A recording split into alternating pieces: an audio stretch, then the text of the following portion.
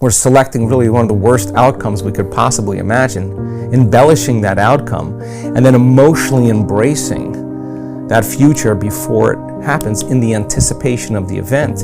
And now we're taking that thought and the feeling, the image and the emotion, the stimulus and response, and we're conditioning the body and the brain into looking like that future event has already occurred. And the stronger the emotion we feel from whatever we're imagining, the more we pay attention to what we're imagining. And we're embossing that circuitry further in the brain, and we're emotionally conditioning the body more into that emotional state. So if the familiar past in the conditioning process is the known, and the predictable or anticipated future is the known, there's only one place where the unknown exists, and that's the sweet spot of that present moment. Now, a person can live a normal life feeling those emotions and being successful and having relationships and all that stuff until it comes time where they get a diagnosis, or it comes time where they go bankrupt, or there comes time where they are ending a relationship, or something goes wrong where they want to create a new career or a new life, and now all of a sudden they come right up against their past. Why? Because that's what's been defining them all along. And all I'm asking them to do is stop telling the story of your past and start telling the story of your future. Stop believing in your past, real or imagined, and start believing in your future. Stop romancing the past, and let's start romancing a future. So the unlearning process then, 95% of who we are is a set of memorized behaviors, automatic emotional responses, unconscious habits, hardwired attitudes, beliefs, and perceptions that are automatic like a computer program. So if we're in a program, then we're unconscious. If it is true that your body is your unconscious mind, which I didn't know that, and it is true that it does not know the difference between a real event or an imagined event, can't you really use that to your advantage, though? Of course. So let's talk about that. Okay. Because this is because you do this really well. Mm-hmm. Because most people are waiting for their life to change, yes, so they can feel gratitude, to feel abundance, to feel whole. That's the old model of cause and effect. So if you're living with emptiness, you're living with lack, you're living with pain, most people have been conditioned that something out there has to take away this emptiness or feeling inside of them. But if you believe that you're creating your life and you're living by lack, well, lack isn't going to create abundance, right? So then it makes sense then that you don't really actually create wealth, you generate wealth, you generate abundance. So the moment you start teaching your body emotionally what that future is going to feel like before it's made manifest, well, your body is the unconscious mind, believes it's living in that future in the present moment. Now, it's a scientific fact that it's the environment that signals the gene, okay? The end product from an experience in the environment is an emotion. So when you begin to embrace an elevated emotion, you're beginning to signal the gene ahead of the environment. What's the importance of that? Well, genes make proteins, and proteins are responsible for the structure and the function of your body. And the expression of proteins is the expression of life. So by you creating an elevated emotion and teaching your body what that future will feel like before it's made manifest, your body's starting to live in that future reality in the present moment. Now here's the key. If you were able to become familiar with gratitude, become familiar with wholeness, become familiar with abundance, become familiar with freedom, and you're able to generate those chemicals every single day, more than likely you would be walking around feeling like your future has already happened, and you would no longer be looking for it to happen.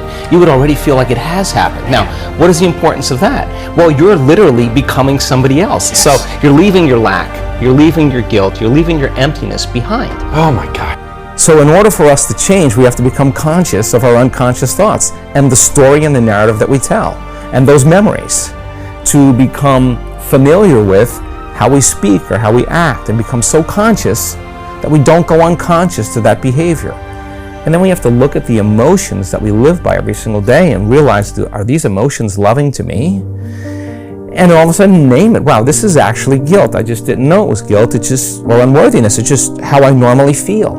And I use everything and everyone in my life to make this feeling go away. But if I'm relying on my outer world to change my inner world, when things are good, I'll feel good, but when things are bad, I'll feel bad. So changing your emotional responses to the challenges and circumstances in your life and no longer living by that emotion is no different than the withdrawals we get from a drug, because no new information can enter the nervous system that's not equal to the emotion the person is processing. So then you can tell the person the answer to the problems in their life, but unless they overcome that emotion, they'll be perceiving reality through that lens, the lens of the past.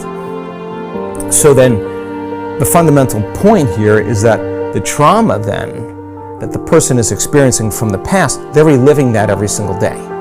So then when it comes time to be defined by a vision of the future, if you're living in the past, it's so much easier to forget that vision than to remember it. So how do we remember the vision of the future? Well, we got to feel the feeling of the emotion before it occurs, before the event occurs. And if you're feeling the emotion before the event occurs, if you really practice trading resentment or impatience or sadness for an elevated emotion, you teach people the science behind that. If they're feeling the emotions of their future, they'll believe in their future more than they believe in their past. Teach them how to hold the intention of what that future is. And you take that thought and the feeling, the image and the emotion, the stimulus and response, and you can actually condition the brain and body into a different state of being. What's the importance of that? Somehow, the disease is there, and now the disease is gone. Somehow, the person's life wasn't changing because they weren't changing. The moment they start changing the way they think and the way they act and the way they feel, all of a sudden their life starts to change. So what's the importance of that? Well, if you're doing the work and you're seeing your life changing, you're going to want to do more of it. So you become a work in progress. So then you're always looking for the blind spots. You know, it's no longer about your healing. You're not asking the question, why am I not healing? The real question is, what do I have to change about myself in order to heal? Now it becomes very practical for the person. So the unlearning process is one of the hard parts because you've got to light a match in a dark place. And if you're conscious, that means you're no longer unconscious. And if you're conscious and you're no longer unconscious, you're no longer in the program. So we begin to objectify or object ourselves. So how many times do we have to forget until we stop forgetting and start remembering? That's the moment of change. How many times do we have to go unconscious till we stop going unconscious and start staying conscious? That's the moment of change. And God, we get numerous opportunities in life. Every day is one lifetime. And if you just decided before you started your day who you no longer wanted to be in thought, behavior, and emotion, just remember that, stay conscious of it, and who you do want to be. And think about the thoughts you do want to think. Rehearse how you're going to behave in your life with your family, with your kids, at work, on the Zoom call. And think about, what emotions do I want to live by as if my future has already happened? So the cool thing about that is if you're feeling the emotions of your future before it happens, you're no longer looking for it. You're only looking for it when you're feeling the other emotions. When you feel those emotions before it happens, somehow those wonderful synchronicities and coincidences and opportunities begin to show up in our lives. And that proves to us we're the creators of our life.